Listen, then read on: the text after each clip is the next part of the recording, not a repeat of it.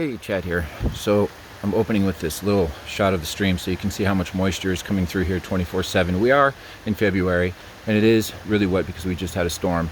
However, I've been asked if I could rebrace a deck that's going to be housing a hot tub when full of water, and people is going to be just over 4,000 pounds weight. So we got to make sure the deck is shored up. And to begin with, so as I'm taking apart this well, egregious cantilever we have here in the hanging off the front of the deck,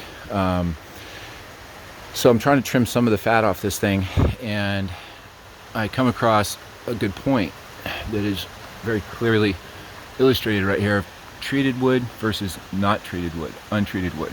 So this is a 2x10 and this is a 2x6, and so basically here we have a union between the 2x6 and the 2x10 where the pressure treated wood is obviously held up pretty well and there's no visible rot really, and it sounds pretty good. It's nice and good wood. Anyway, so then we have this untreated wood, which clearly I've already kind of probed into, but it's basically not doing anything at all.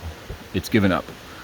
It's rotted pretty much top to bottom all the way through, and to make matters worse, it is like it's not even really attached anymore because it's so rotted. I'm gonna venture to guess that that's not going to give a lot of structural support. So granted, I am getting rid of that section of the deck, so that's not a bad thing, but rest assured it would have done better historically if it had been pressure treated to begin with. And see, there's another regular, I don't know, it may be chemically treated, but just on the surface, and they say that the pressure treated wood is good for ground contact, and sometimes people think that, oh well, it's not going to be touching the ground, so I don't need to use it.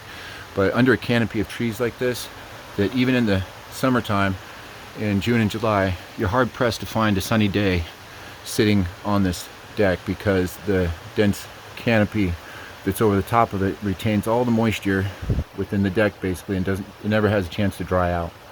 Especially now with the hot tub going to be on there, you're not going to see a lot of dry times. So anyways, that's all I have for you today, but thought it was a good point and maybe might help you in the future. Thanks. Bye.